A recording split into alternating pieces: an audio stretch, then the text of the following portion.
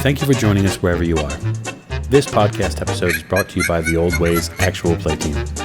This actual play uses the 7th edition Call of Cthulhu tabletop role-playing game, Rules by Chaosium. This actual play is performed by adults and in an adult setting. While we try hard to stick to reasonable languages for all ages, listeners should know that this is a podcast that may include mature themes. All content, including names, places, events, companies, and etc., may bear resemblance to persons living or dead, is strictly coincidental. My name is Michael Diamond, and for tonight's game, I will be your keeper. Okay, and welcome back. So thank you for joining us this day or evening that you're listening to us. My name is Michael Diamond. I am the keeper for the evening, and to my right, I have Lonnie, and I'll be playing Lawrence Edward Oliver Forsyth, who is currently at the bottom of a hole. You do find yourself in all sorts of interesting locations, don't you? I have no comment at this time. We'll get you there. And then opposite me. That's Jake. I'm playing Jack Doyle, private and detective. And you're doing some detecting recently. Yeah, found some disturbing information out that I'm not really happy about, but, we'll make do. It happens to us all. And then to my left. Tiffany playing Maeve O'Shea. I just got home. You did just get home. Speaking of that, home feels a little stranger for you this Friday morning. It's early. You don't know if it's the time change from having come back from the East Coast, but Friday morning is a little bit of a wet blanket around your head. You feel a little groggy. And you think you know why as soon as you stare across the room at the clock on the wall. It reads 6:05 a.m. Yep. It's early. It is early, but you've remembered that the past few days have been, well, they've run together, quite honestly. You spent much of the train travel home still poring over the text that you'd found on Swift. Right. And the text has been relatively easy enough to read. Nice enough for them to park at least the book text in English. The other text, you're still working on deciphering. So my question to you is this Friday morning, what does Miss O'Shea decide is her best bet at 6:05 to do with her Friday morning? Having breakfast. Yeah. Making coffee. Mm-hmm. And then I am, I'm gonna look over my notes that I made from the train. Mm-hmm. And then once it becomes a reasonable hour, I'll probably have to wait till this afternoon to get a hold of anybody about any work this weekend. Okay. So the idea might be to dive back into the club scene and see if you can pull a weekend gig somewhere? Yeah, I haven't heard from anybody else, so I guess I'm just going to assume that whatever we went through, they're dealing with on their own way, and we all pretend life goes on, even though I'm not gonna, but Yeah, absolutely. And then as far as the reasonable hour is concerned, it's 6 a.m. in Chicago on a Friday, and so, the city is waking up. And it soon will be the business hour. Right, but a lot of the clubs and stuff aren't gonna... I don't think any of the managers are gonna be in any of the clubs yet. Probably not till this afternoon. And that all depends on the club, but that's also an area where you do have some contact within the city. So you've been working as a singer and traveling from club to club, so you probably have a better feel for it. So yeah, maybe around 9 or 10, some of the folks would be getting resupplied, and maybe there might be a bar manager there, something like that. Yeah, then I'll call, a couple of places, see what they have going on. And okay. So if you're gonna review your notes, I would like you to test versus your language skill. Okay. And this is kind of purely just to go over and go over your notes to make sure that they're concise enough versus the information you can pull from the text. I rolled a 60. I have a 70 in language. Okay. So you kind of peruse over your notes, pick over some of the things that the tome points out, and a couple of things become fairly evident to you after doing a full review. You don't believe that Swift wrote most of this, because it almost feels like, just with the way the pen flows, and you having seen some of the other things that he's made notes on, the handwriting is close, but it's not the same.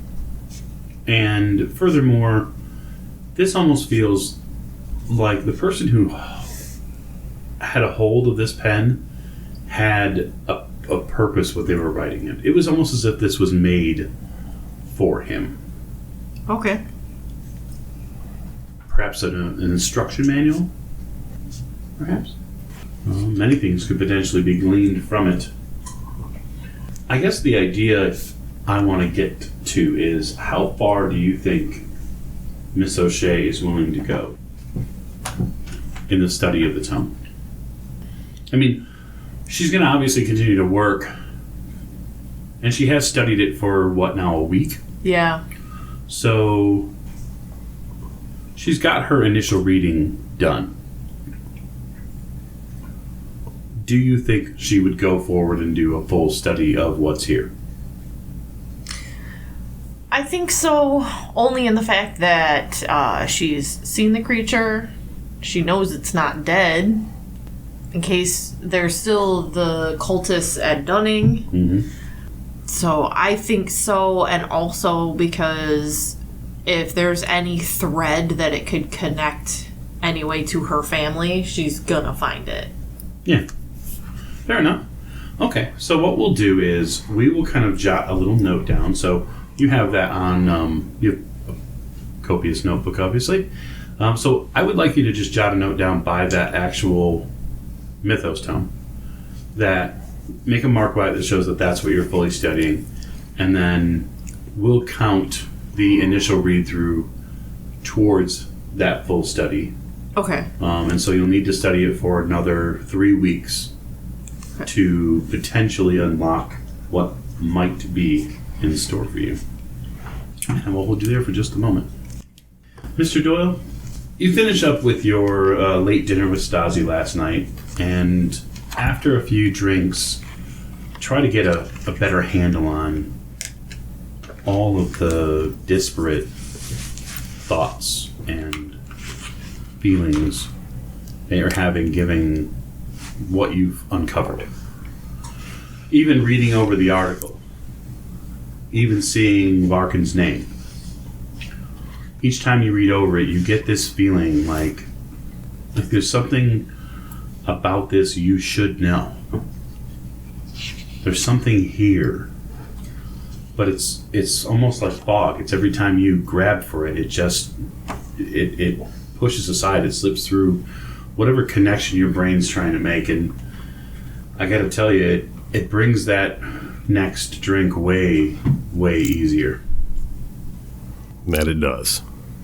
Around about 7 or 8 the next morning, you finally wake up, and you'd had this dream about a hillside or a mountainous ride you'd been on. You'd been on horseback somewhere. And you just remember seeing just scenery that does not look anything like Chicago. Nothing like you saw during the war either. But you only saw it in flashes. And it was only as you were coming to consciousness.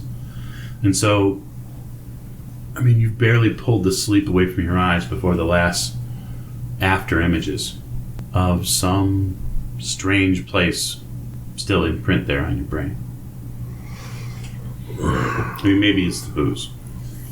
I really got to take my mind off this. How are you going to do it?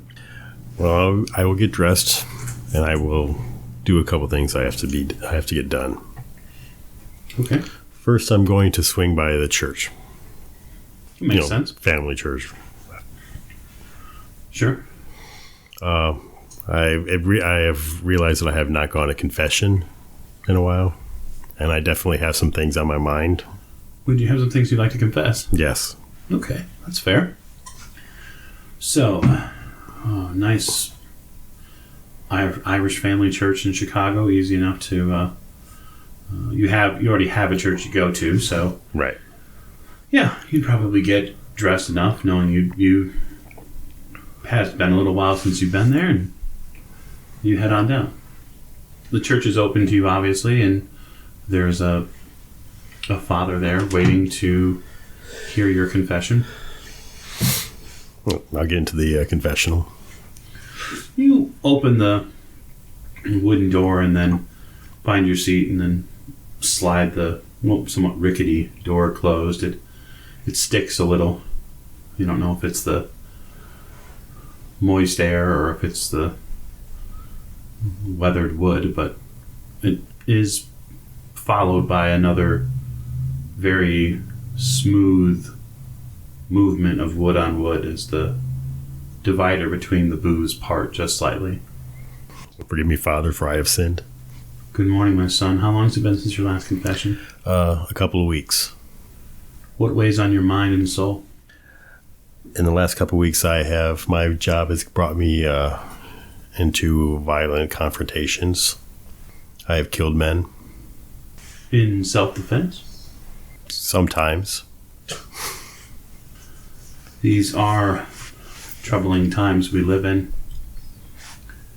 Unfortunately, the sins of man have pushed him into hot-tempered nature. I know you, my son. I know that you served this nation in war and continue to serve the community. I came in contact with a group of men in evil purposes. Evil? Yes, they worship of dark beings, dark activities. Dark, you say? In what way? What made them dark? Torture, murder, sacrifice of some type. And these are the men that you... Yes, they were in the middle of some evil plot to poison the city and surrounding areas. I see. I fought many of them, and then at the end I executed the leader. I thought that was the only way to stop it, shut it down. He was a man of means and power. And do you believe it has been stopped? I hope so. And do you feel sorrow for your transgressions against your fellow man? It's not the first time I've killed. That is not the answer I am looking for, my son. I want to know if you feel sorrow. Am I sorry that I had to kill those men? Yes. Whatever havoc you may have wrought, if you have the ability to feel sorrow still, then there is some pathway back into the Lord's light for you. I can say a prayer to God and seek forgiveness for you, provided you are willing to do your part in penance. Thank you, Father. My son, you must move away from this violence. It only begets more violence. It is a unyielding circle that humanity finds itself in. But sometimes to do the right thing, you have to fight evil. I agree. There are many ways to fight evil. Many ways. I see. When you go, seek the grace of Mother Mary. 10 Hail Marys to her, and I will absolve you of this. Thank you, Father. You get up to go, and suddenly your mind is racked by an after image of Jonathan Swift plummeting down a hole. And you see it from his eyes as they still linger with some leftover mental capacity. You see his view of you as you dump him into the hole. And as his body cascades down that long, dark shaft, at the end you feel the sensation of a massive set of jaws close around his body, hug it tight until the bones and sinew inside the meat sack that was left of him become nothing more than crunched and garbled humanity. And then you hear the father's voice. My son, are you okay? Yeah, I just had a moment. Please go, there are others waiting. Yes, of course. You get out and you see like a couple of people waiting. There's an older woman. You've seen her in church before. Her eyes are very wide. And she seems to be doing her best to not make eye contact with you. Man. Walk past. Head to the front of the church, or you head to the Yeah. area where you do your Hail Marys. You get some sense that you did the right thing. You know that that's not the first time the father of this church has probably had someone confess to him that they've killed people. I mean, this is a church in Chicago in the 20s. He's probably heard all sorts of stuff. But you also know that it probably won't be the last time you're in here. Yep. So now that your It's Chicago. So now that your soul's been washed clean, how would you like to dirty it next? I have to go and... I don't like this. I have to go and speak to the... Who's in charge of Arellano? Of what? Louis, Two Gun. Louis Altieri? Yeah, Altieri. Who's in charge of Who does he work for? He works for the outfit. All right. So getting a hold of someone in the outfit is going to be a very complicated matter. At least without getting... Right. Yeah. They're usually not the people you're looking for. Right. Okay.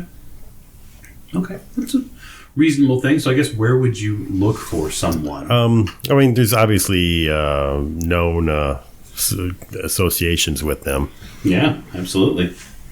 We've got all sorts of businesses and clubs and, regular old fronts that are common businesses. Yeah, I can go to one of them, There's a deli that you are at least somewhat familiar with, kind of a bit north of where you are at right now, that you could probably go to and scare up maybe some kind of contact. Is Torrio heading the outfit right now? 1923, Johnny Torrio, I believe. 21, isn't it? I thought it was 21. No, it's 23. I'm sorry. 23. Yeah, don't let the Larkin paper ad confuse see, you. I'm confused because... No, I understand. It can be a little confusing, what with, visions and... Yeah. From what your character would know, Johnny Torrio is still the head of the outfit. All right. Okay. So you would want to go into the Chicago Loop area.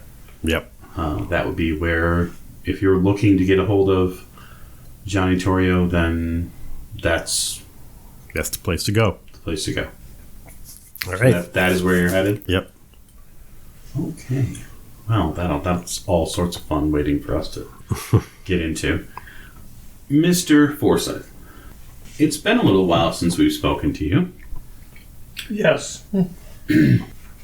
You are still in the cave, if memory serves correctly. I am. The last I knew, I was talking with a very large person. Two very large people, actually. You are in a cave, which at one end has a very long staircase that goes back up.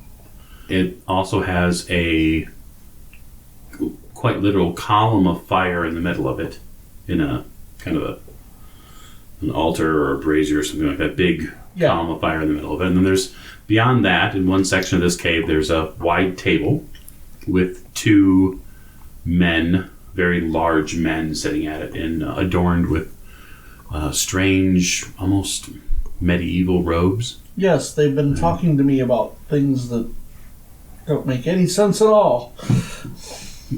No, But none of this that's makes very sense. true. Well, life doesn't make sense right now to you. No.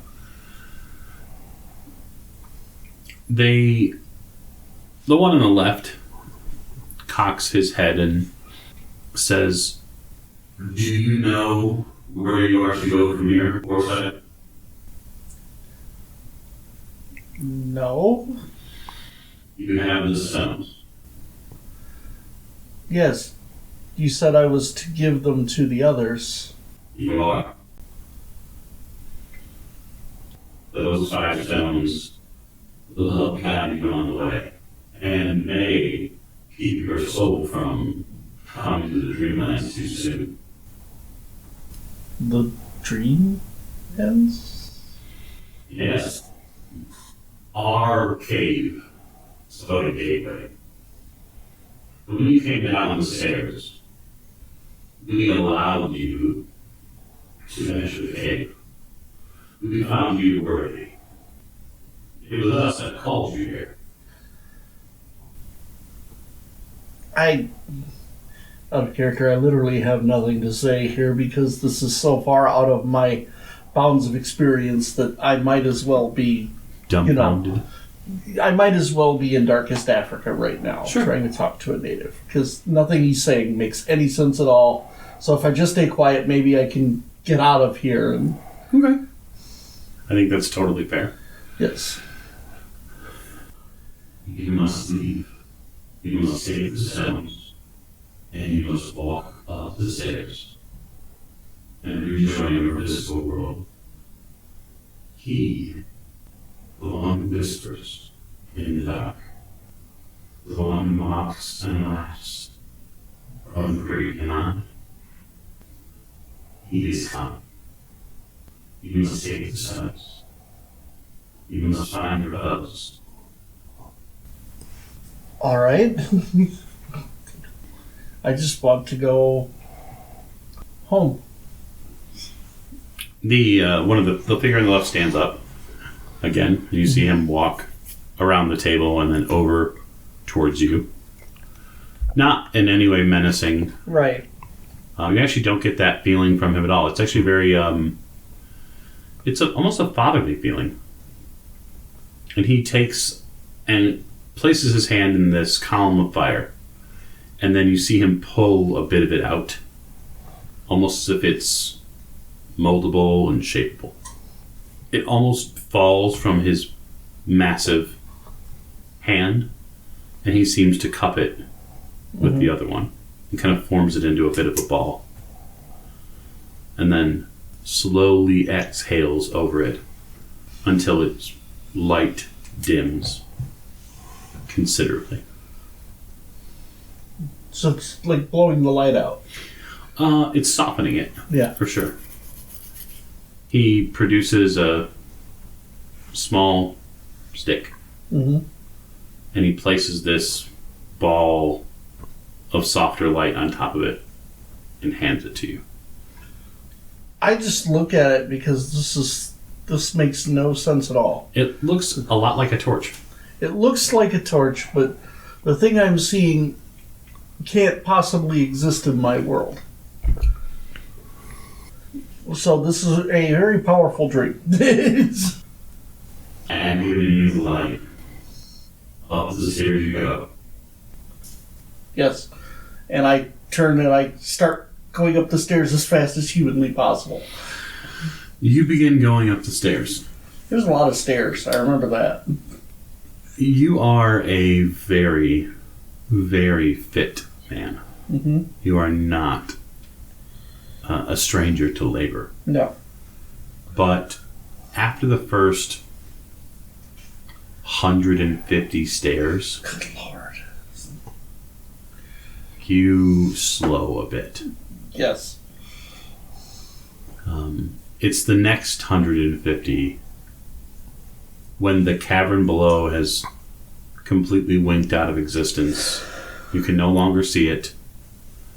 That is when you reach the point where you see the tree to your left again. This massive trunk that rides alongside the staircase. And you see where that bit of bark that you tried to hold on to, you see it there. You know that you've been to this place before. Right. You know that if you simply keep seeking higher and higher on the stairs, somehow you have no idea how you know, but you know if you keep with this frenetic pace of going up and up and up, you will get out of this place. And that's what I want because I know what goes the other way. Yeah, as much of the word, I mean, I'm not going to haggle right here now the word no, but yeah. Well, I mean, I've been down the stairs. You have been. And as strange as it was, I don't think I want to go any further down, so let's go up. You continue your march up. The stick and this ball of light is nearly faded. It is all but a nub in your hand. No larger than 6 or 7 inches at this point. It's nearly useless. The stairway itself, though, has brightened. Yeah. So it is now not needed. And you cast it aside. No. You cast it aside, needing the handhold Okay. as the incline of the stairs has grown.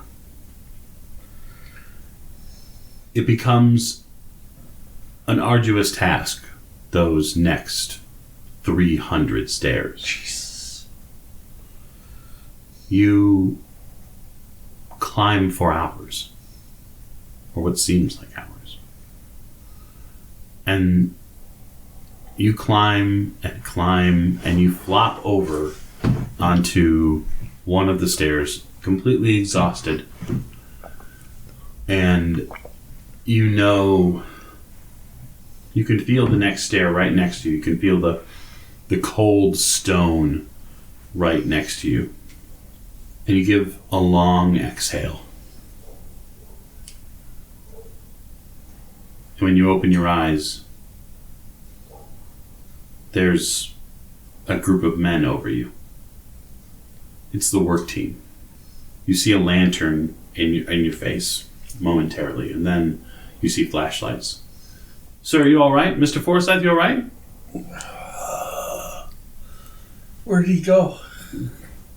Get him some water. Get him up. You see, you feel yourself dragged to your feet by several men. I look around as much as I'm able to. You're in the foundational area of the Tribune Tower. Yes. Your work team is here. One of the men has pressed a canteen of water towards you. We scared the rest of them off. Did you find anybody down here? Yes. Wait, is he still here? He knocked me out.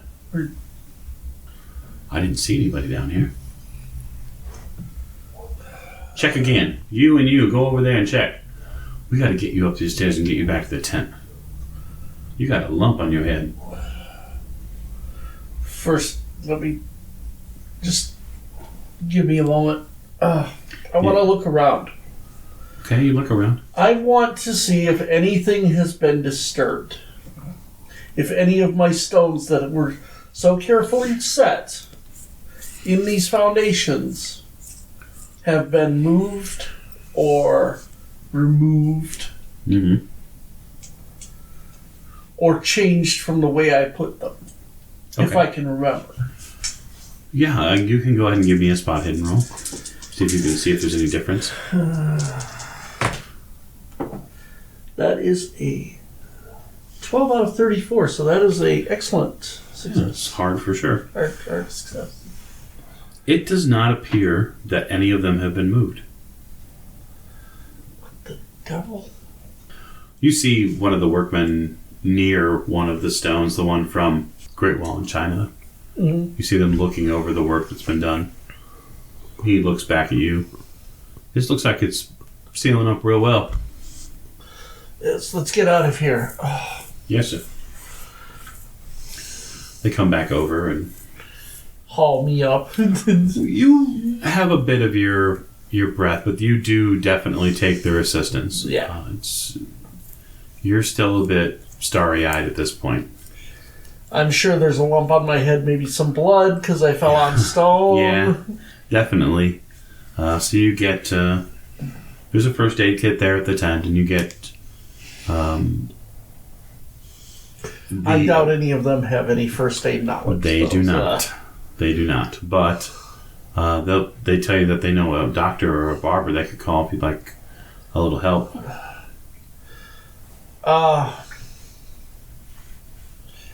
Yes. Just some ice, I think. All right. They send one of the guys off to go get ice. You relax a bit in the tent. The ice eventually arrives, and it is a welcome respite from the throbbing pain you now have at the back of your head. So, Gus, is it? Yep. Is Gus there in the tent? So what people did you chase off? There were two men. They didn't look like nothing more than workmen, but they had black jackets on, and they had tools. They were here to take something. Well, we spooked them real good. Fred, he points at one of the other guys. Fred hit one of them upside the head with that shovel. Didn't get him down all the way. You see Fred kind of tap the shovel against the ground as almost gives it a grin. So they managed to get away, but I don't think they're coming back tonight. Make sure that hole in the fence is secure. Already done.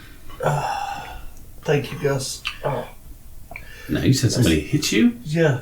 Yes, there was somebody in the pit. Well, I tell you, Mr. McCormick's got some strange people.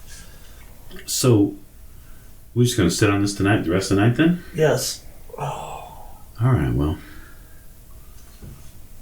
I think it might be a good time for you to have a little more of this whiskey. That sounds like a damn fine idea, Gus. The rest of the night for you, relatively speaking, goes uneventful. You eke out the rest of that late night shift. 5 o'clock arrives, and the crews for the morning work start coming in, and the architect shows up. You've managed to get most of the swelling down. Yeah. Gus did have a not so much a doctor, but a friend of his that did some barber work and whatnot, came in and gave it a look. It doesn't. The guy said it doesn't look too bad, but he does. He will get the benefit of a first aid roll for you. Well, how much damage did I take from that hit? Anyway? You actually take 2 points of damage. Okay. So you took actual damage. Yeah. And he is able to heal one of it. All right. With first aid. So you got knocked around a little bit, but it's not a complete failure. It's been that kind of week for me. I've been kind of knocked around, and I'm still not 100% from the gunshots either. So No, that's very true. I think I need to take a couple of days off. Yeah, you probably do. You go home that Friday morning because with the route work, the actual big crews here. Yeah. First, I will call Laszlo. Okay. And let him know that the Well, first, before I leave, I'll take one last look down at the foundation, see how well it's setting, or if it has set. So the pieces that you put in are relatively small, and by the time that the morning sun gets up, most of those pieces are infirm. They're not going to move it, not unless somebody takes a real hammer and chisel to it. Then before I go home, I'll find a phone box. Mm-hmm. I'll call Laszlo, and I'll let him know that most of the pieces are set. Okay. The rest are in the foundation and almost set. And some people tried to break in, but the workmen drove them off and did an excellent job of it. Good. That sounds great. I will put in a good word for Gus, and Well, I mean he obviously knows his work. Laszlo says that he'll pass your words on to the colonel, and then he hopes that you can get some sleep, and soon enough you'll be hearing from them directly. I may need a couple of days off, though. I took a knock on the head.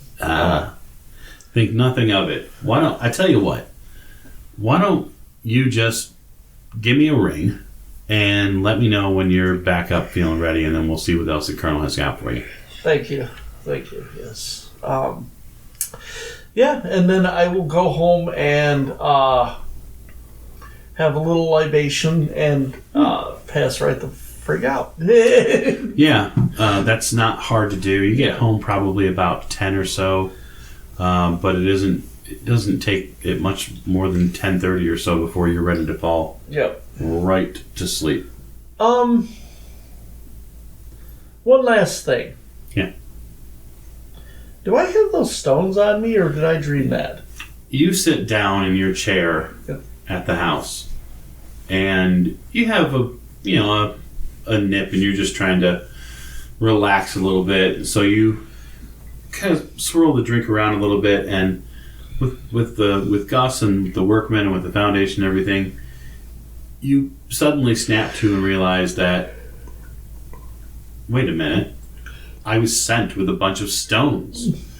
And you reach into the field equipment bag that you brought, and you find 5 obelisk, lapis lazuli style, at least that's their color, stones.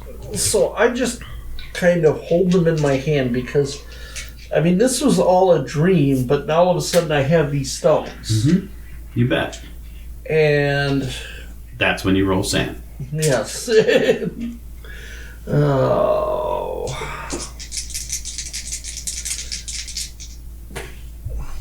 No. 88. That's not going to do it. Okay. Very good. So, Mr. I don't see anything big and bad. You are going to go ahead and lose 3 sanity. Jesus. It's nothing. Mary and Joseph. Yes, says the occultist. I'm still above my starting point, so I'll take it. You hold on to the stones for a moment, and you feel the earthiness. You feel the cool, almost just the cool, pervasive nature of each one of them, and you realize somewhere there were 2 massive men dressed in ecclesiastical robes from the Middle Ages who charged you with distributing these stones because there is something, a crawling chaos coming for mankind. And all of that could be dismissed, all of it, every word, every image, every single solitary step that you made could be wished away. Except I have these stones. That's right. I take another drink, and then I go to bed. Fair enough. Fair enough. I don't even get undressed. No.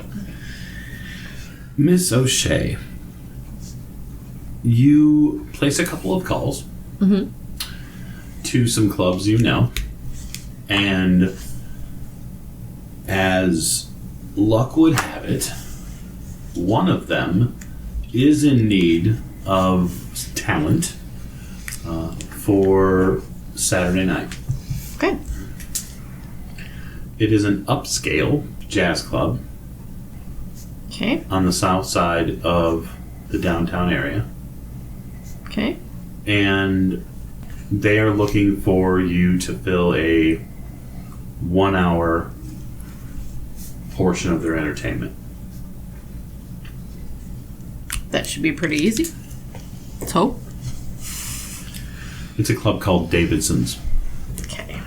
I've been there, right? Before? This is a club you have not been to before. A lot of the clubs that you'd gone to before, some of them weren't obviously as protected as the KISS, so they come and go pretty rapidly. Okay.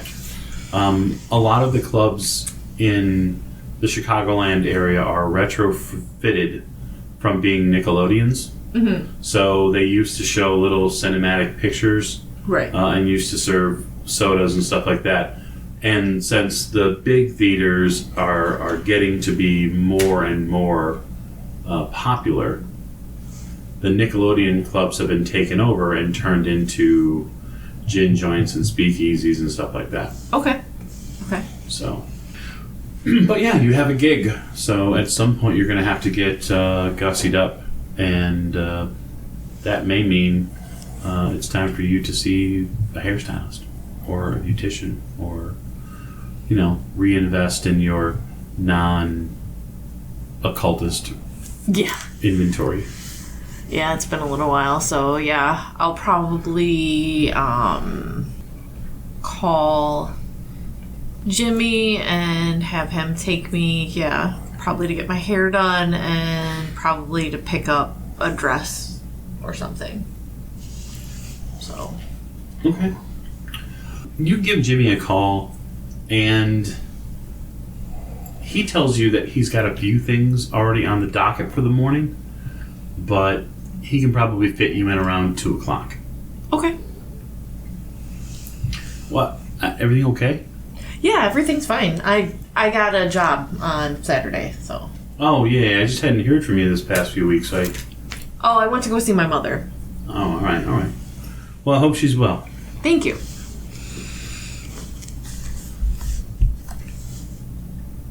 Mr. Doyle, you find an establishment. All right. You find the delicatessen in question. It's on a fairly busy street. It's about probably noon by the time you get over there. Lunch crowds shuffling in. Seems to be a fair amount of people. I'll get something to eat. Yeah, I mean, it's a delicatessen, so there's a lunch counter, and there's basically a line of people that go in on one door and come out on the other. There's a lot of yeggs and just people hanging out outside eating lunch. It's a reasonably nice end of March day. Mm-hmm. So, and it's Friday, so there's definitely a groove to some of the people who are here, knowing that some people don't necessarily have to work tomorrow. You see a lot of younger kids hanging out here too. Kids that you think might have been in school, but these kids are plying their own trade, it seems. And then when you get into the deli, you see that there's 4 or 5 tables in the back, and a few of them are populated by groups of men. Right. Just looking it over, is anyone who looks like they might be, I don't know, the top of the heap here? A mafioso. There's a guy in back who doesn't have a jacket on. He's got a white dress shirt, suspenders, no tie right now. It looks like he's on break almost. But you don't look. There's no way with the clothes he's wearing right now he works at a deli. Right. He's got an empty food plate in front of him, and it seems like him and a couple of the guys are having a soda. Right. Or whatever might be in the drink container. All right. Well, I won't. Before I approach, I'm going to pull a business card out. I don't want to reach into my pocket to pull a business card out when I approach. Okay. Yeah, it's probably not a half bad idea. Right. Now I walk up to the table and I'm a gentleman. And I put my business card down on the table. I'd appreciate it if Mr. Torrio got that card. I have something to talk to him about. Some information he might want. One of the other gentlemen at the table leans over and takes a card from his. It looks like they're playing some sort of they're playing gin or something like that. And he kind of puts a card against a stack of cards. Your PI, huh? Yeah. Yeah, I gotta tell you, Mr. Torrio seems to find a way to solve his own problems. I don't have any business with him myself. I just thought there's something he might want to know. Information. That's all.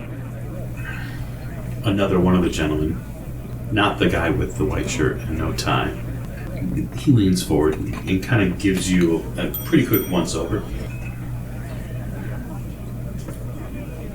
Why do you think we know Johnny Torrio? Maybe you don't. Just the same. You think Johnny Torrio comes in here? No, I don't think Johnny Torrio comes in here. I don't know. I don't know anything about Mr. Torrio. The guy in the white shirt says, "You don't think Johnny Torrio will come in my deli? I'm offended." He gives you a broad smile.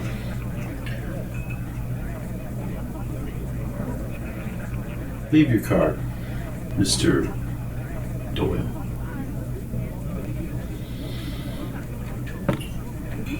If Johnny wants something from you, he'll reach out to you. No. If, of course, he gets a card. I mean, you probably don't know him, right? He is a popular fellow. But your pastrami sandwich is excellent. Thank you. Yeah, we get it from we get the pastrami done up from a local butcher. Oh, yeah? Nice. You should try the veal. That good? It's best in town. Maybe I will. Gentlemen? They go back to playing their card game. You feel 4 or maybe 5 sets of eyes on you as you walk out. The kids who were messing around out here earlier, they're gone. You see one guy near the edge of the street, kind of looking for something. He passes you by and you hear him mumble about something about that he must have lost his wallet. The kids. Huh? The kids. Your wallet? I'm sorry, what? They're pickpockets. Who are? The kids that were hanging out here. Oh, you gotta be kidding me.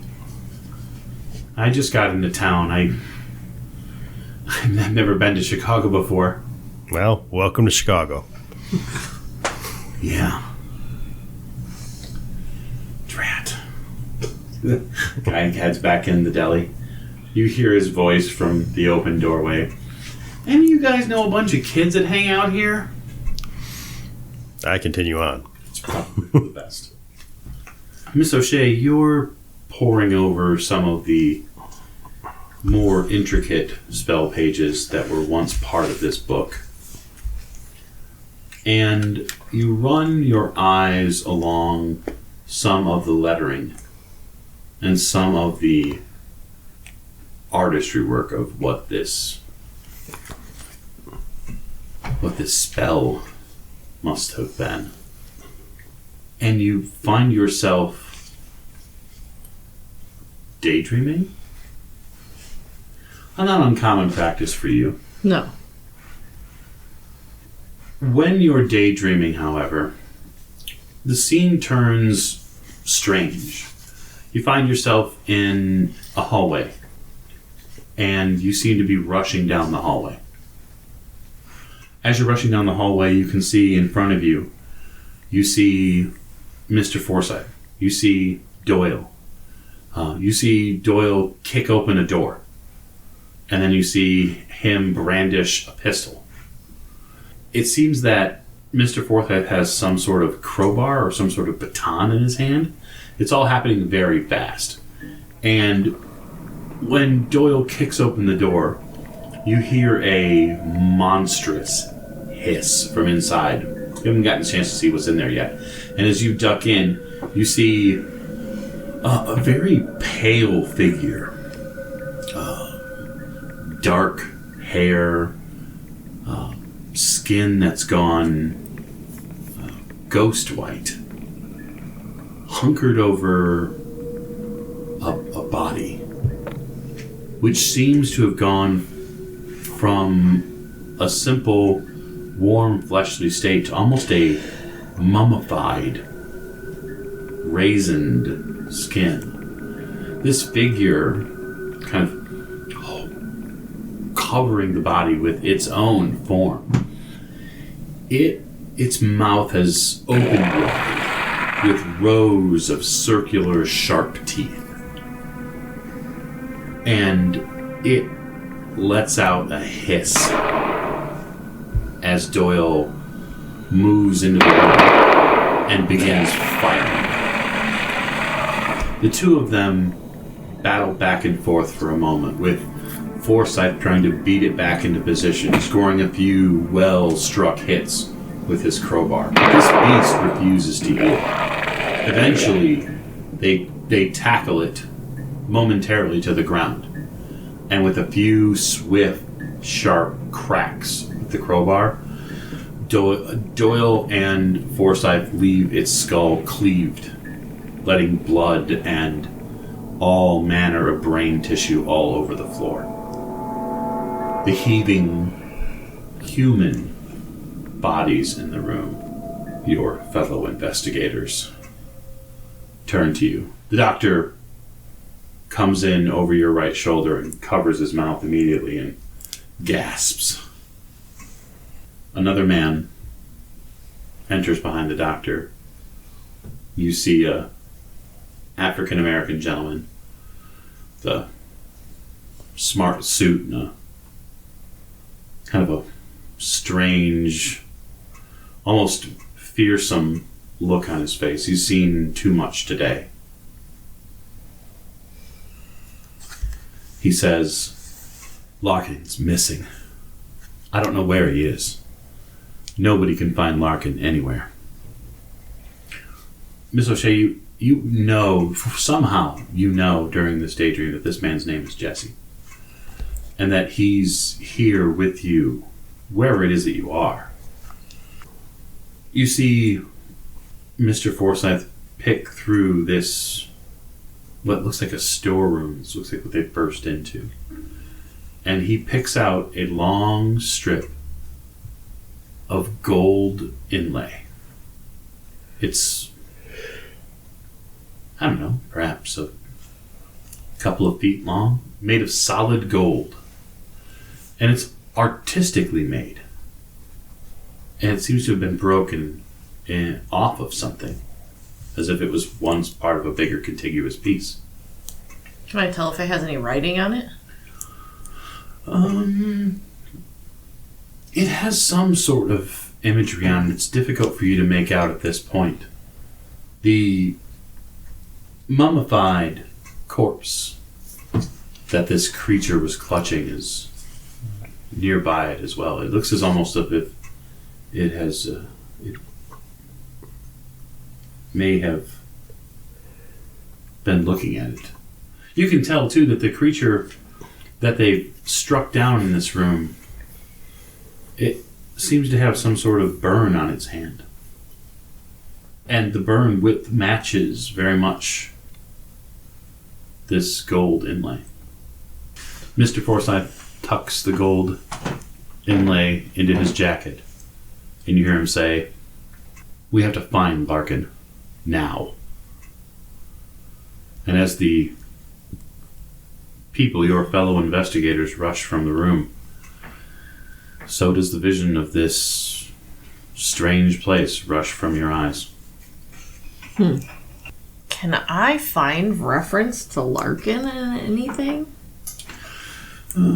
It's the first time you're hearing the name Larkin, although your mind seems to key in on his name and then conjures the name Augustus with it as well.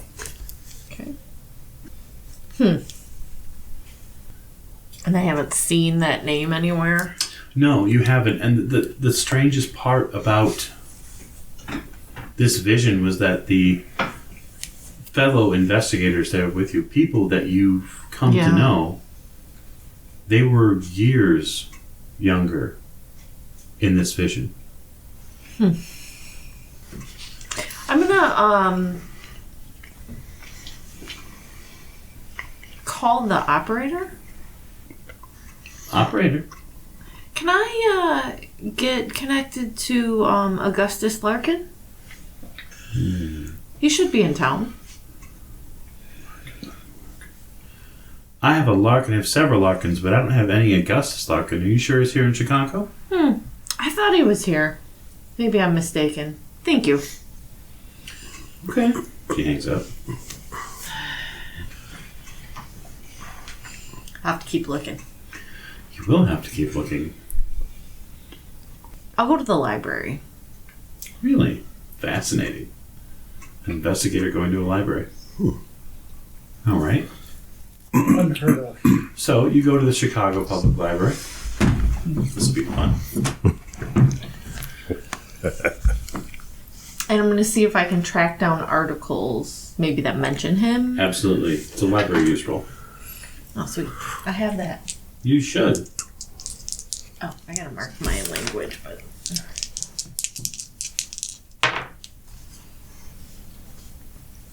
It's bad when you roll 100, huh? Ooh, yes. That is what we would call a fumble. Awesome! Yes! All those points in library wasted. No, well, not wasted. It just didn't work out for you that time. So you spend the better part of, I don't know, 4 or 5 hours searching through articles about people named Larkin, and you have some bits of information. You were somewhere, just from this strong vision, you were somewhere warmer. And you remember seeing in the storeroom there were a couple of labels, and they were all in Spanish. And so you start thinking maybe it was in Mexico, or maybe somewhere far south of the border, which doesn't make any sense to you initially. And you search and search and search, and you come across a couple of Larkins, a couple of A Larkins, and you start doing research into them. It takes you from the New York area back to England, eventually France. You track them all the way through until about the early 1800s into a region in France. And after about 3 or 4 hours, you think you have a pretty good idea about who Larkin is.